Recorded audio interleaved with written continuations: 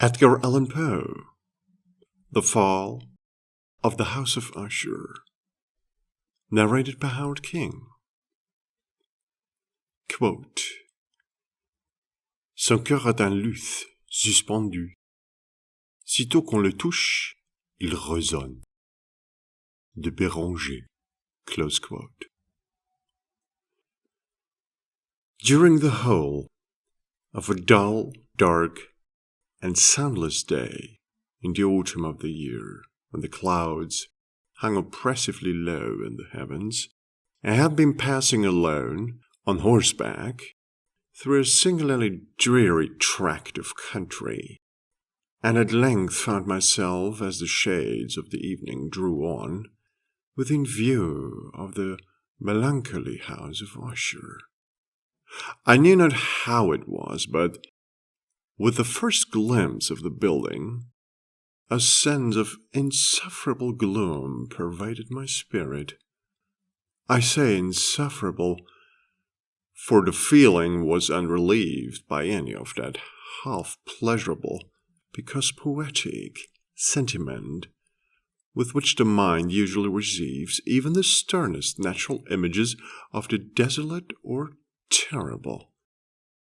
I looked upon the scene before me, upon the mere house and the simple landscape features of the domain, upon the bleak walls, upon the vacant eye-like windows, upon a few rank sedges, and upon a few white trunks of decayed trees, with an utter depression of soul which I can compare to no earthly sensation more properly than to the after-dream of the reveller upon opium, the bitter lapse into everyday life, the hideous dropping off of the veil. There was an iciness, a sinking, a sickening of the heart, an unredeemed dreariness of thought, which no goading of the imagination could torture into art of the sublime. What was it, I paused to think, what was it that so unnerved me in the contemplation of the House of Usher? It was a mystery all insoluble, nor could I grapple with the shadowy fancies that crowded upon me as I pondered. I was forced to fall back upon the unsatisfactory conclusion that while, beyond no doubt, there are combinations of very simple natural objects which have the power of thus affecting us, still the analysis of this power lies among considerations beyond our depth. It was possible, I reflected, that a mere different arrangement of the particulars of the scene, of the details of the picture, would be sufficient to modify, or perhaps to annihilate its capacity for sorrowful impression. And, acting upon this idea, I reined my horse to the precipitous brink of a black and lurid tarn that lay in unruffled lustre by the dwelling, and gazed down, but with a shudder even more thrilling than before, upon the remodeled and inverted images of the grey sedge, and the ghastly tree stems, and the vacant and eye-like windows. Nevertheless, in this mansion of gloom I now proposed to myself a sojourn of some weeks. Its proprietor, Roderick Usher, had been one of my boon companions in boyhood, but many years had elapsed since our last meeting. A letter, however, had lately reached me in a distant part of the country, a letter from him which, in its wildly importunate nature, had admitted of no other than a personal reply. The MS gave evidence of nervous agitation. The writer spoke of acute bodily illness, of a mental disorder which oppressed him, and of an earnest desire to see me, as his best and indeed his only personal friend, with a view of attempting, by the cheerfulness of my society, some alleviation of his malady. It was the manner in which all this, and much more, was said. It was the apparent heart that went with this request, which allowed me no room for hesitation. I accordingly obeyed forthwith what I still considered a very singular summons. Although as boys we had been even intimate associates, yet I really knew little of my friend. His reserve had been always excessive and habitual. I was aware, however, that his very ancient family had been noted, time out of mind, for a peculiar sensibility of temperament, displaying itself through long ages in many works of exalted art, and manifested of late in repeated deeds of beneficent yet unobtrusive charity, as well as in a passionate devotion to the intricacies, perhaps even more than to the orthodox and easily recognizable beauties of musical science. I had learned, too, the very remarkable fact that the stem of the Usher race, all time honored as it was, had put forth, at no period, any enduring branch. In other words, that the entire family lay in a direct line of descent, and had always, with very trifling and very temporary variations, so lain. It was this deficiency I considered, while running over in thought the perfect keeping of the character of the premises with the accredited character of the people, and while speculating upon the possible influence which the one, in the long lapse of centuries, might have exercised upon the other. It was this deficiency, perhaps, of collateral issue, and the consequent undeviating transmission from sire to son of the patrimony with the name which had at length so identified the two as to merge the original title of the estate in the quaint and equivocal appellation of the House of Usher, an appellation which seemed to include in the minds of the peasantry who used it both the family and the family mansion.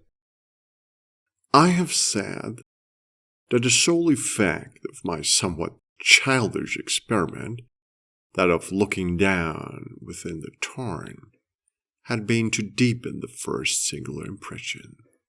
There can be no doubt that the consciousness of the rapid increase of my superstition, for why should I not so term it, served mainly to accelerate the increase itself. Such, I have long known, is the paradoxical law of all sentiments having terror as a basis. And it might have been for this reason only that, when I again uplifted my eyes to the house itself from its image in the pool, there grew in my mind a strange fancy, a fancy so ridiculous indeed that I but mention it to show the vivid force of the sensations which oppressed me. I had so worked upon my imagination as really to believe that about the whole mansion and domain there hung an atmosphere peculiar to themselves and their immediate vicinity, an atmosphere which had no affinity with the air of heaven, but which had reeked up from the decayed trees and the grey wall and the silent tarn, a pestilent and mystic vapour, dull, sluggish, faintly discernible, and leaden-hued. Shaking off from my spirit what must have been a dream, I scanned more narrowly the real aspect of the building.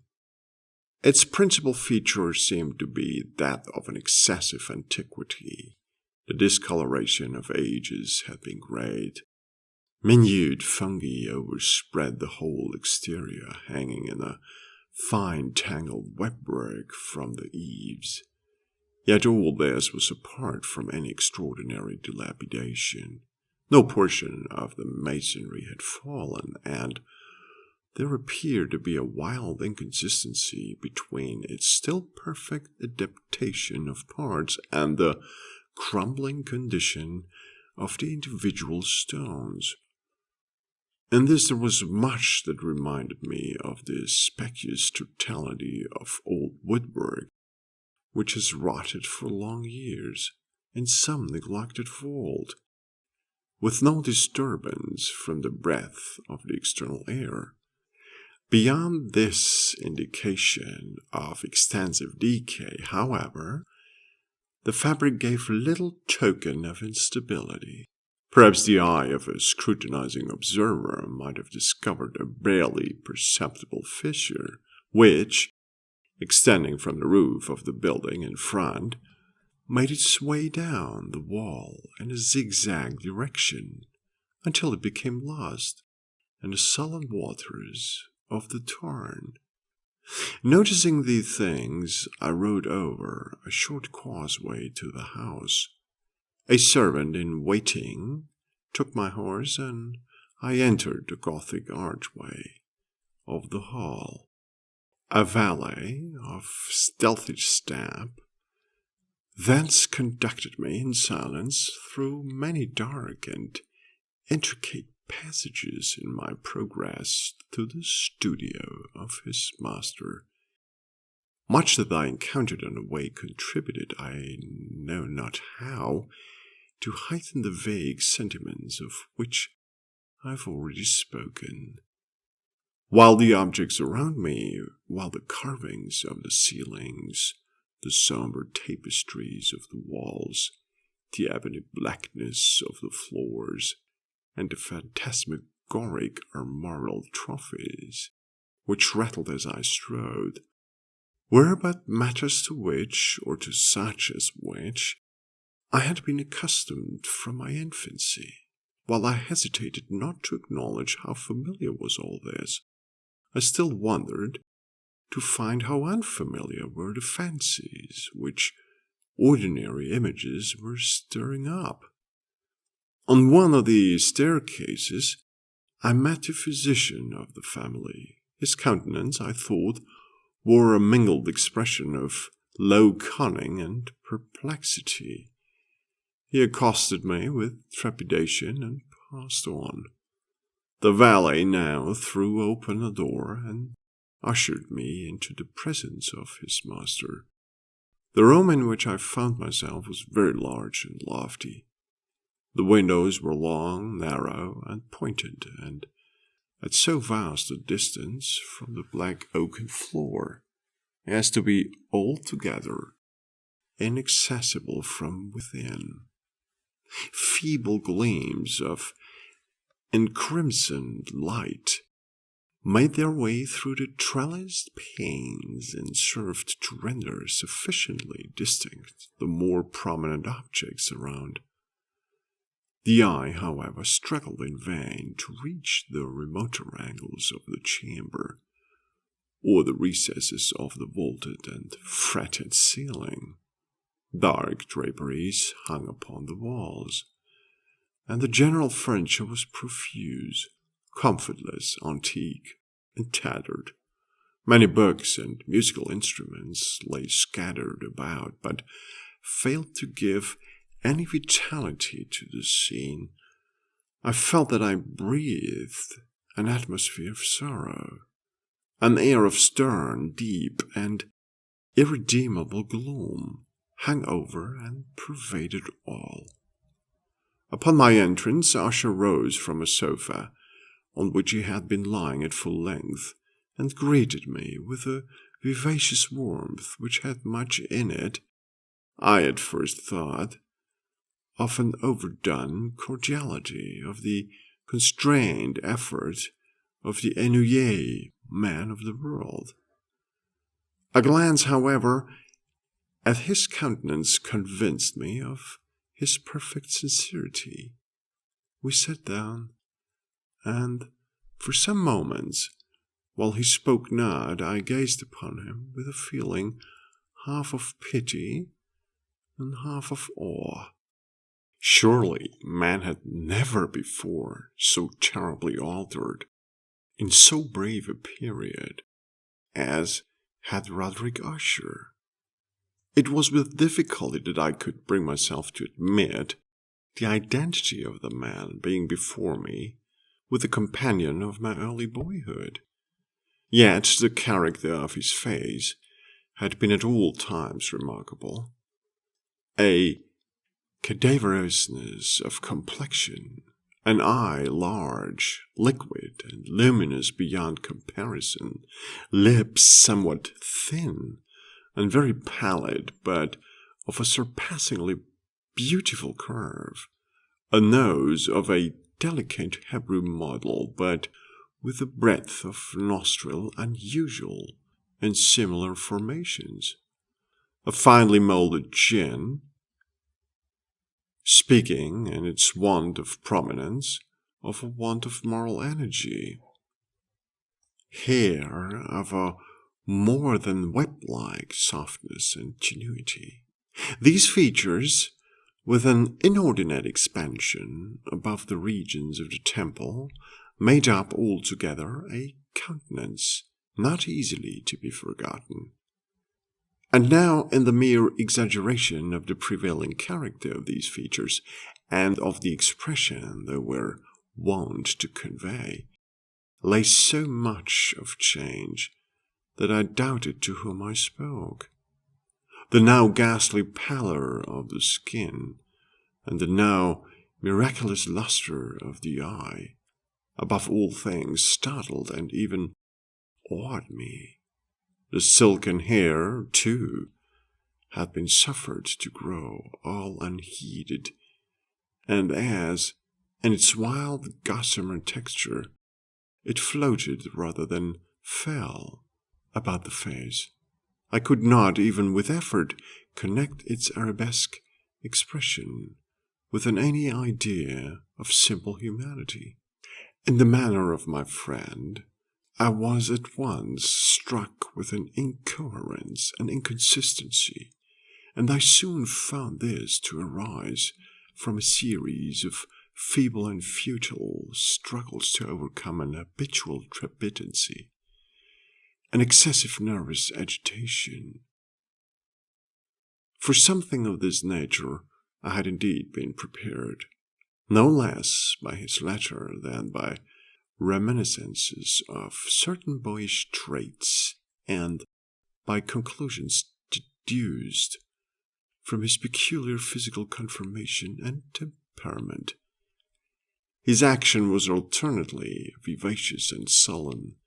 His voice varied rapidly from a tremulous indecision, when the animal spirits seemed utterly in abeyance, to that species of energetic concision, that abrupt, weighty, unhurried, and hollow-sounding enunciation, that leaden, self-balanced, and perfectly modulated guttural utterance, which may be observed in the lost drunkard, or the irreclaimable eater of opium, during the periods of his most intense excitement.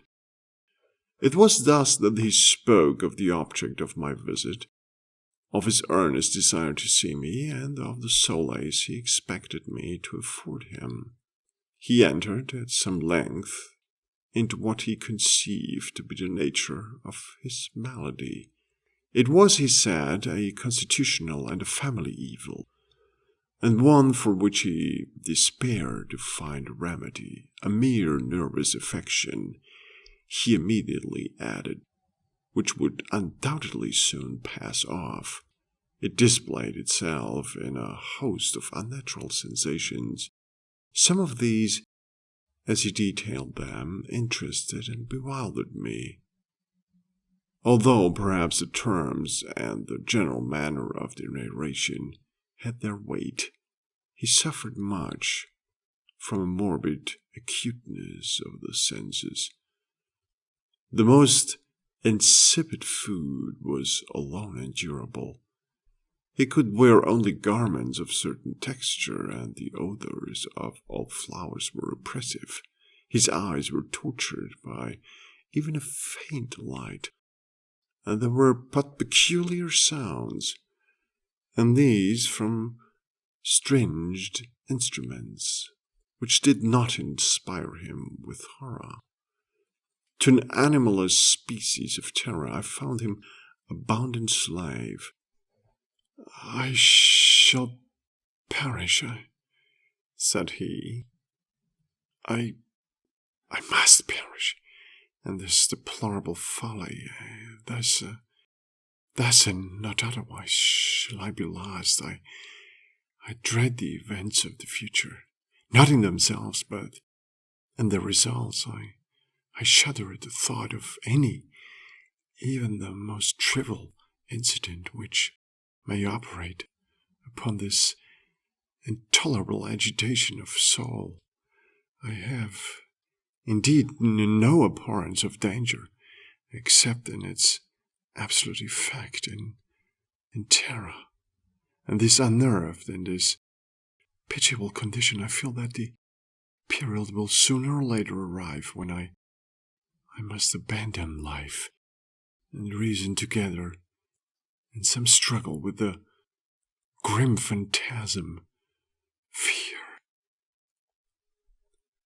I learned, moreover, at intervals, and through broken and equivocal hints, another singular feature of his mental condition. He was enchained by certain superstitious impressions in regard to the dwelling which he tenanted, and whence, for many years, he had never ventured forth, in regard to an influence whose supposititious force was conveyed in terms too shadowy here to be restated, an influence which some peculiarities in the mere form and substance of his family mansion had, by dint of long sufferance, he said, obtained over his spirit, an effect which the physique of the grey walls and turrets, and of the dim tarn into which they all looked down, had, at length, brought about upon the morality of his existence.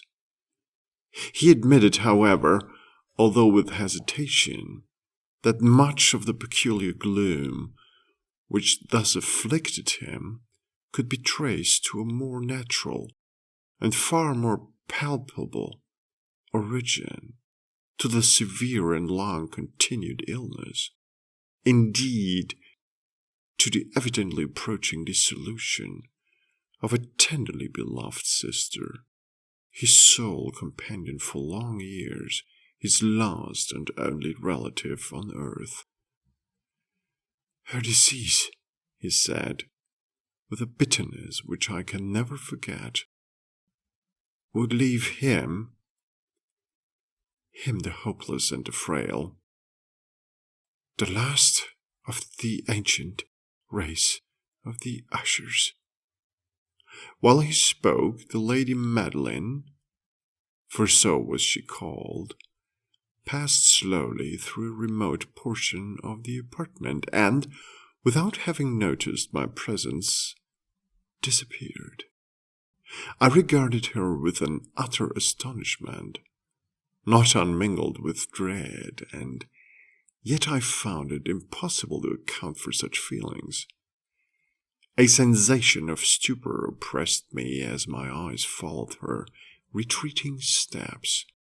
When a door at length closed upon her, my glance sought instinctively and eagerly the countenance of the brother, but he had buried his face in his hands, and I could only perceive that a far more than ordinary wanness had overspread the emaciated fingers through which trickled many passionate tears. The disease of the Lady Madeline had long baffled the skill of her physicians. A settled apathy, a gradual wasting away of the person, and frequent, although transient, affections of a partially cataleptical character were the unusual diagnosis. Hitherto she had steadily borne up against the pressure of her malady, and had not betaken herself finally to bed. But on the closing in of the evening of my arrival at the house, she succumbed, as her brother told me at night with inexpressible agitation, to the prostrating power of the destroyer.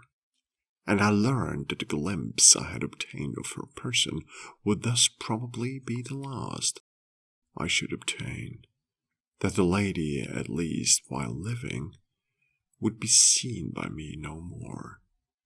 For several days ensuing, her name was unmentioned by either Usher or myself, and during this period I was busied in earnest endeavors to alleviate the melancholy of my friend. We painted and read together, or I listened, as if in a dream, to the wild improvisations of his speaking guitar. And thus, as a closer and still closer intimacy admitted me more unreservedly into the recesses of his spirit, the more bitterly did I perceive the futility of all attempt at cheering a mind from which darkness, as if an inherent positive quality, poured forth upon all objects of the moral and physical universe in one unceasing radiation of gloom. I shall ever bear about me a memory of the many solemn hours I thus spent alone with the master of the House of Usher. Yet I should fail in any attempt to convey an idea of the exact character of the studies or of the occupations in which he involved me or led me the way. An excited and highly distempered ideality threw a sulphureous luster over all. His long improvised dirges will ring forever in my ears. Among other things, I hold painfully in mind a certain singular perversion and amplification of the wild air of the last waltz of Van Weber, from the paintings over which his elaborate fancy brooded, and which grew, touch by touch, into vagueness at which I shuddered, the more thrillingly because I shuddered knowing not why. From these paintings, vivid as their images now are before me, I would in vain endeavor to educe more than a small portion, which should lie within the compass of merely written words. By the utter simplicity, by the nakedness of his designs, he arrested and overawed attention. If ever mortal painted an idea, that mortal was Roderick Usher. For me, at least, in the circumstances then surrounding me, there arose out of the pure abstractions with the hypochondriac contrived to throw upon his canvas an intensity of intolerable awe, no shadow of which felt I ever yet in the contemplation of the certainly glowing, yet too concrete, reveries of Fuseli. One of the phantasmagoric conceptions of my friend, partaking not so rigidly of the spirit of abstraction, may be shadowed forth, although feebly in words. A small picture presented the interior of an immensely long and rectangular vault or tunnel, with low walls, smooth, white, and without interruption or device. Certain accessory points of the design served well to convey the idea that this excavation lay at an exceeding depth below the surface of the earth. No outlet was observed in any portion of its vast extent, and no torch or other artificial source of light was discernible. Yet a flood of intense rays rolled throughout and bathed the whole in a ghastly and inappropriate splendor. I have just spoken of that morbid condition of the auditory nerve, which rendered all music intolerable to the sufferer, with the exception of certain effects of stringed instruments. It was perhaps the narrow limits to which he thus confined himself upon the guitar, which gave birth, in great measure, to the fantastic character of the performances. But the fervid facility of his impromptus could not be so accounted for. They must have been, and were, in the notes, as well as in the words of his wild fantasias, for he not unfrequently accompanied himself with rhymed verbal improvisations, the result of that intense mental collectedness and concentration to which I have previously alluded, as observable only in particular moments of the highest artificial excitement. The words of one of these rhapsodies I have easily remembered. I was perhaps the more forcibly impressed with it as he gave it, because in the under or mystique current of its meaning, I fancied that I perceived, and for the first time, a full consciousness on part of Usher of the tottering of his lofty reason upon her throne. The verses, which were entitled The Haunted Palace, ran very nearly, if not accurately, thus: In the greenest of our valleys, by good angels tenanted, once a fair and stately palace, radiant palace, reared its head, and the monarch thought's dominion, it stood there.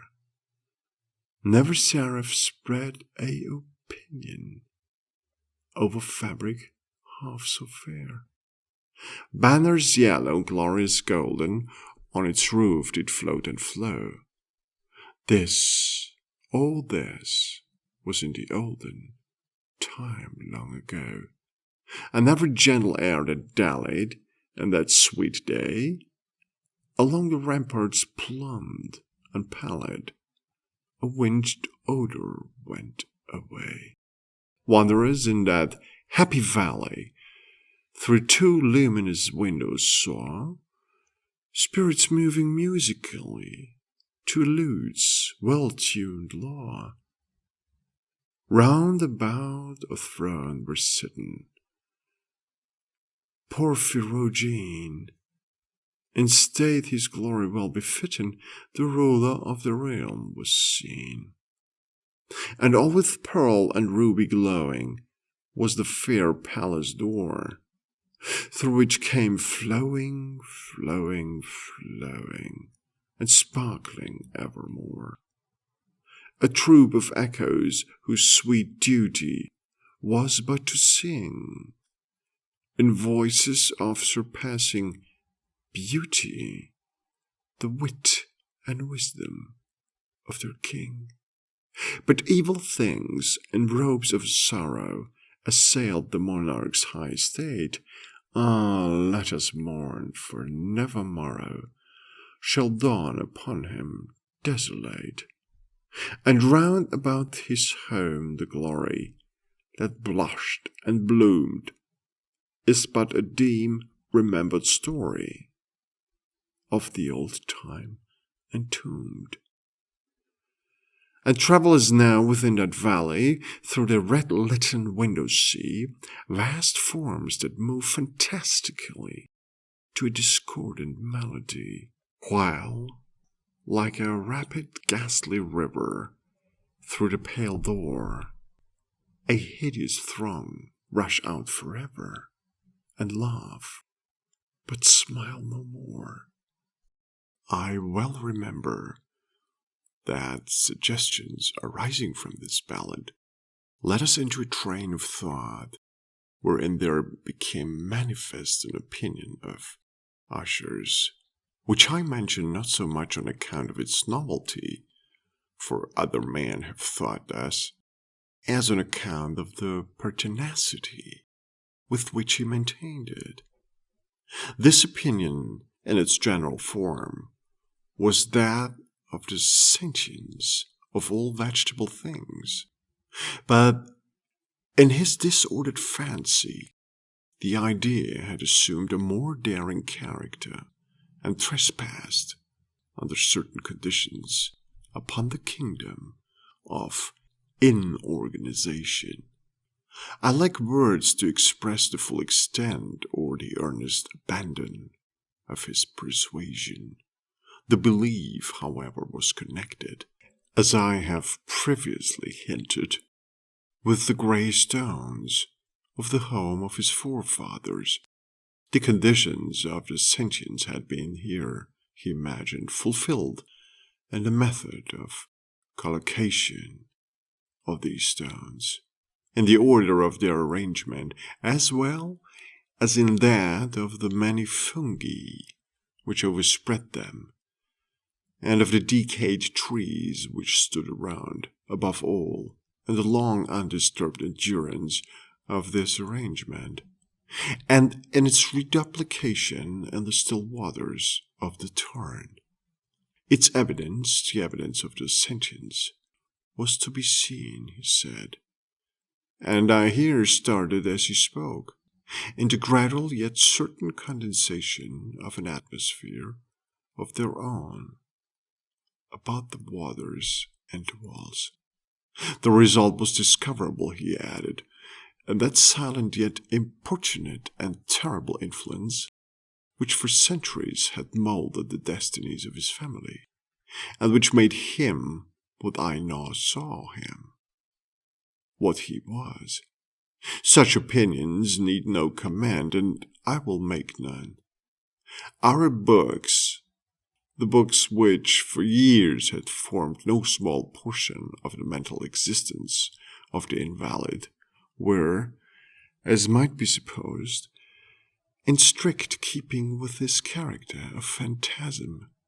We pored together over such works as the Ververe Chartreuse of Grisey, the Belphegor of Machiavelli, the Heaven and Hell of Swedenborg, the Subterranean Voyage of Nicholas Klim by Holberg, the Chiromancy of Robert Flood, of Gendin d'Agenais, and of de la Chambre, the Journey into the Blue Distance of Tieck, and the City of the Sun by Campanella. One favorite volume was a small octavo edition of the Directorium Inquisitorium by the Dominican Aymeric de Gironde, and there were passages in Pomponius Mela about the old African satyrs and Egyptians, over which Usher would sit dreaming for hours.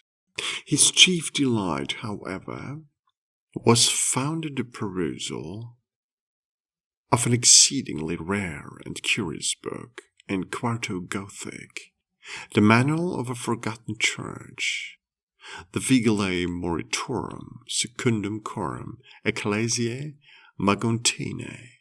I could not help thinking of the wild ritual of this work, and of its probable influence upon the hypochondriac, when one evening, having informed me abruptly that the Lady Madeline was no more, he stated his intention of preserving her corpse for a fortnight, previously to its final interment, in one of the numerous vaults within the main walls of the building. The worldly reason, however, assigned for this singular proceeding was one which I did not feel at liberty to dispute. The brother had been led to his resolution, so he told me, by consideration of the unusual character of the malady of the deceased, of certain obtrusive and eager inquiries on the part of their medical man, and of the remote and exposed situation of the burial ground of the family. I will not deny that when I called to mind the sinister countenance of the person whom I met upon the staircase, on the day of my arrival at the house, I had no desire to oppose what I regarded as at best but a harmless and by no means an unnatural precaution. At the request of Usher, I personally aided him in the arrangements for the temporary entombment. The body having been encoffined, we two alone bore it to its rest. The vault in which we placed it, and which had been so long unopened that our torches, half smothered in its oppressive atmosphere, gave us little opportunity for investigation, was small, damp, and entirely without means of admission for light. Lying at great depth immediately beneath that portion of the building in which was my own sleeping apartment, it had been used, apparently, in remote feudal times, for the worst purposes of a dungeon keep, and, in later days, as a place of deposit for powder or some other highly combustible substance, as a portion of its floor and the whole interior of a long archway through which we reached it were carefully sheathed with copper. The door, of massive iron, had been also similarly protected. Its immense weight caused an unusually sharp, grating sound as it moved upon its hinges. Having deposited our mournful burden upon trestles within this region of horror, we partially turned aside the yet unscrewed lid of the coffin and looked upon the face of the tenant. A striking similitude between the brother and sister now first arrested my attention, and Usher, divining perhaps my thoughts, murmured out some few words from which I learned that the deceased and himself had been twins, and that sympathies of a scarcely intelligible nature had always existed between them. Our glances, however, rested not long upon the dead, for we could not regard her unawed. The disease which had thus entombed the lady in the maturity of youth had left, as usual in all maladies of a strictly cataleptical character, the mockery of a faint blush upon the bosom and the face, and that suspiciously lingering smile upon the lip, which is so terrible in death. We replaced and screwed down the lid, and, having secured the door of iron, made our way, with toil, into the scarcely less gloomy apartments of the upper portion of the house. And now, some days of bitter grief having elapsed, an observable change came over the features of the mental disorder of my friend. His ordinary manner had vanished. His ordinary occupations were neglected or forgotten. He roamed from chamber to chamber with hurried, unequal, and objectless step. The pallor of his countenance had assumed, if possible, a more ghastly hue, but the luminousness of his eye had utterly gone out. The once occasional huskiness of his tone was heard no more, and the tremulous quaver, as if of extreme terror, habitually characterized his utterance. There were times, indeed, when I thought his unceasingly agitated mind was laboring with some oppressive secret to divulge which he struggled for the necessary courage. At times again I was obliged to resolve all into the mere inexplicable vagaries of madness, for I beheld him gazing upon vacancy for long hours, in an attitude of the profoundest attention, as if listening to some imaginary sound. It was no wonder that his condition terrified, that it infected me. I felt creeping upon me, by slow yet certain degrees, the wild influences of his own fantastic yet impressive superstitions. It was especially upon retiring to bed late in the night of the 7th or 8th day after the placing of the Lady Madeline within the dungeon, that I experienced the full power of such feelings. Sleep came not near my couch while the hours waned and waned away. I struggled to reason off the nervousness which had dominion over me. I endeavored to believe that much, if not all of what I felt, was due to the bewildering influence of the gloomy furniture of the room, of the dark and tattered draperies which, tortured into motion by the breath of a rising tempest, swayed fitfully to and fro upon the walls, and rustled uneasily about the decorations of the bed. But my efforts were fruitless. An irrepressible tremor gradually pervaded my frame, and at length there sat upon my very heart an incubus of utterly causeless alarm. Shaking this off with a gasp and a struggle, I uplifted myself upon the pillows and, peering earnestly within the intense darkness of the chamber, hearkened, I know not why, except that an instinctive spirit prompted me, to certain low and indefinite sounds which came, through the pauses of the storm, at long intervals, I knew not whence.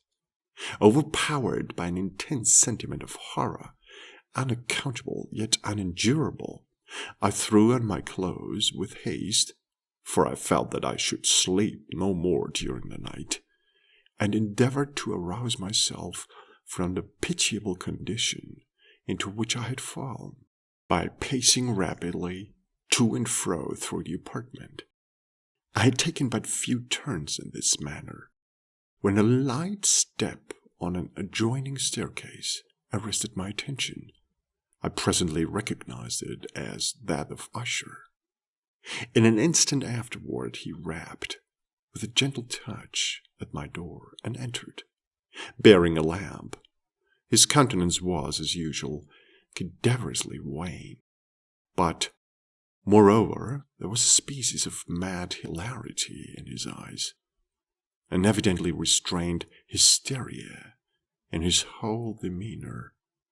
His air appalled me, but anything was preferable to the solitude which I had so long endured, and I even welcomed his presence as a relief.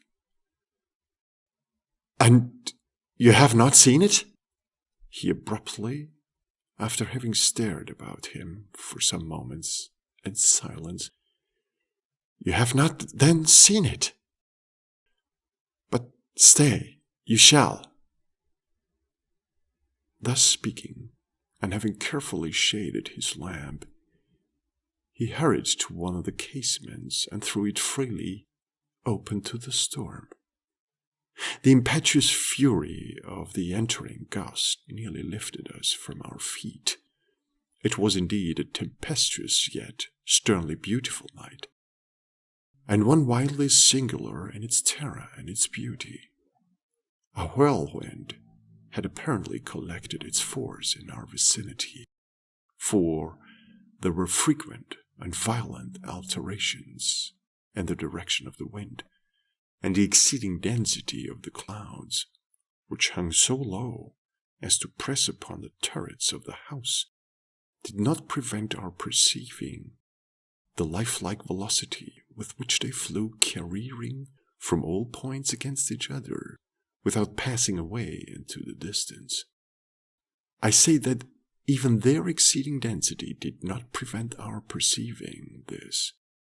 Yet we had no glimpse of the moon or stars, nor was there any flashing forth of the lightning, but the under surfaces of the huge masses of agitated vapor, as well as all terrestrial objects immediately around us, were glowing in the unnatural light of a faintly luminous and distinctly visible gaseous exhalation, which hung about and enshrouded the mansion. "You shall not behold this," said I, shuddering, to Usher, as I led him, with a gentle violence, from the window to his seat. "These appearances, which bewilder you, are merely electrical phenomena, not uncommon, or it may be that they have their ghastly origin in the rank miasma of the tarn. Let us close this casement. The air is chilling and dangerous to our frame. Here is one of our favorite romances. I will read, and you shall listen, and so we will pass away this terrible night together."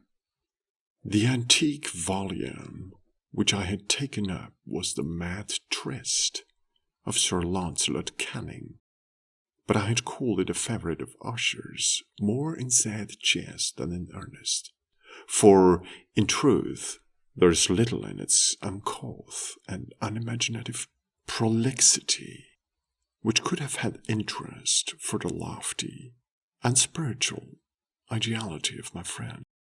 It was, however, the only book immediately at hand, and I indulged a vague hope that the excitement which now agitated the hypochondriac might find relief, for the history of mental disorder is full of similar anomalies, even in the extremeness of the folly which I should read.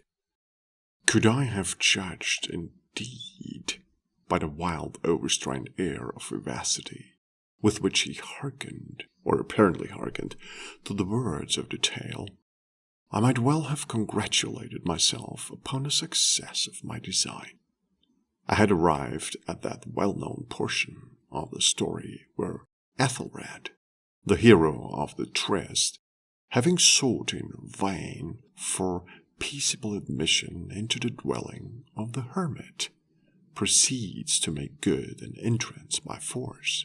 Here, it will be remembered the words of the narrative run thus: "And Ethelred, who was by nature of a doughty heart, and who was now mighty withal, on account of the powerfulness of the wine which he had drunken, waited no longer to hold parley with the hermit, who, in sooth, was of an obstinate and maliceful turn, but, feeling the rain upon his shoulders, and fearing the rising of the tempest, uplifted his mace outright, and, with blows, made quickly room in the plankings of the door for his gauntleted hand. And now pulling therewith sturdily, he so cracked and ripped and tore all asunder, that the noise of the dry and hollow-sounding wood alarmed and reverberated throughout the forest." At the termination of this sentence I started, and, for a moment, paused, for it appeared to me, although I at once concluded that my excited fancy had deceived me, it appeared to me that, from some very remote portion of the mansion, there came indistinctly to my ears what might have been, in its exact similarity of character, the echo, but a stifled and dull one certainly, of the very cracking and ripping sound which Sir Launcelot had so particularly described. It was beyond doubt the coincidence alone which had arrested my attention, for amid the rattling of the sashes of the casements and the ordinary commingled noises of the still increasing storm, the sound in itself had nothing, surely, which should have interested or disturbed me. I continued the story.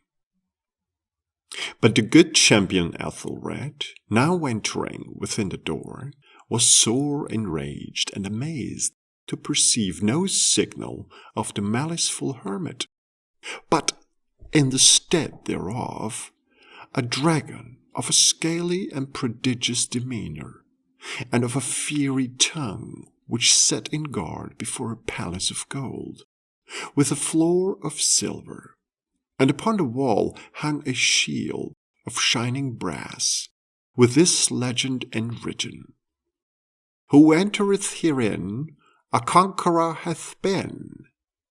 Who slayeth the dragon, the shield he shall win." And Ethelred uplifted his mace, and struck upon the head of the dragon, which fell before him, and gave up his pesty breath, with a shriek so horrid and harsh, and withal so piercing, that Ethelred had fain to close his ears, with his hands against the dreadful noise of it, the like whereof was never before heard. Here again I paused abruptly, and now with a feeling of wild amazement, for there could be no doubt whatever that, in this instance, I did actually hear, although from what direction it proceeded I found it impossible to say, a low and apparently distant but harsh, protracted, and most unusual screaming or grating sound, the exact counterpart of what my fancy had already conjured up for the dragon's unnatural shriek as described by the romancer. Oppressed, as I certainly was, upon the occurrence of this second and most extraordinary coincidence by 1,000 conflicting sensations, in which wonder and extreme terror were predominant, I still retained sufficient presence of mind to avoid exciting by any observation the sensitive nervousness of my companion. I was by no means certain that he had noticed the sounds in question, although assuredly a strange alteration had, during the last few minutes, taken place in his demeanour. From a position fronting my own, he had gradually brought round his chair, so as to sit with the face to the door of the chamber, and thus I could but partially perceive his features, although I saw that his lips trembled, as if he were murmuring inaudibly. His head had dropped upon his breast, yet I knew that he was not asleep from the wide and rigid opening of the eyes, as I caught a glance of it in profile. The motion of his body, too, was at variance with this idea, for he rocked from side to side with a gentle yet constant and uniform sway. Having rapidly taken notice of all this, I resumed the narrative of Sir Launcelot, which thus proceeded. And now the champion, having escaped from the terrible fury of the dragon, bethinking himself of the brazen shield and of the breaking up of the enchantment which was upon it, removed the carcass from out of the way before him, and approached valorously over the silver pavement of the castle, to where the shield was upon the wall, which in sooth tarried, not for his full coming, but fell down at his feet upon the silver floor, with a mighty, great, and terrible ringing sound. No sooner had these syllables passed my lips than, as if a shield of brass had indeed at the moment fallen heavily upon a floor of silver, I became aware of a distinct hollow, metallic, and clangorous, yet apparently muffled reverberation. Completely unnerved, I leaped to my feet, but the measured rocking movement of Usher was undisturbed. I rushed to the chair in which he sat. His eyes were bent fixedly before him, and throughout his whole countenance there reigned a stony rigidity. But as I placed my hand upon his shoulder, there came a strong shudder over his whole person. A sickly smile quivered about his lips, and I saw that he spoke in a low, hurried, and gibbering murmur, as if unconscious of my presence. Bending closely over him, I at length drank in the hideous import of his words. "Not hear it? Yes, I hear it, and have heard it. Long, many minutes, many hours, many days have I heard it, yet I dared not. Oh, pity me, miserable wretch that I am. I dared not speak. We have put her living in the tomb. Say I not that my senses were acute? I now tell you that I heard her first feeble movements in the hollow coffin.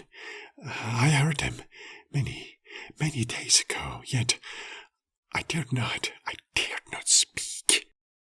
And now, tonight, Ethelred, the breaking of the hermit's door, and the death cry of the dragon, and the clangor of the shield? Say, rather, the rending of her coffin, and the grating of the iron hinges of her prison, and her struggles within the coppered archway of the vault? Oh, whither shall I fly? Will she not be here, Anon? Is she not hurrying to upbraid me for my haste? Have I not heard her footstep on the stair?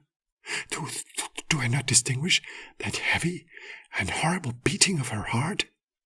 Madman! Here he sprang furiously to his feet and shrieked out his syllables, as if in the effort he were giving up his soul. Madman, may I tell you that she now stands without the door? As if in the superhuman energy of his utterance, there had been found the potency of a spell. The huge antique panels, to which the speaker pointed, threw slowly back, upon the instant, their ponderous and ebony jaws. It was the work of the rushing gust. But then without those doors, there did stand the lofty and enshrouded figure of the Lady Madeline of Usher. There was blood upon her white robes, and the evidence of some bitter struggle upon every portion of her emaciated frame. For a moment, she remained trembling and reeling to and fro upon the threshold.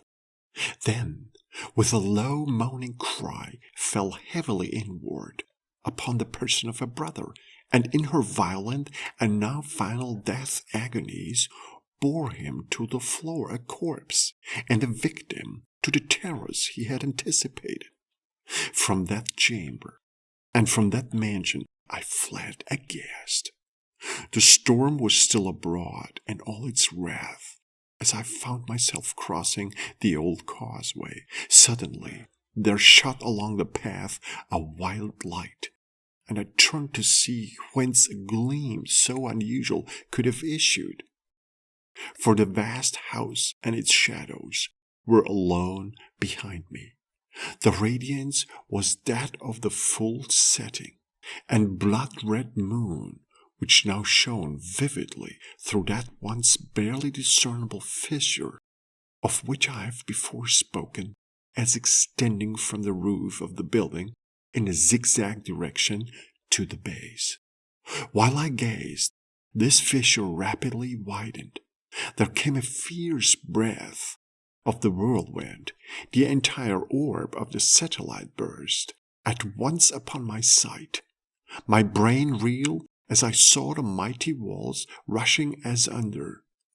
There was a long, tumultuous, shouting sound, like the voice of 1,000 waters, and the deep and dank tarn at my feet closed sullenly and silently over the fragments of the House of Usher.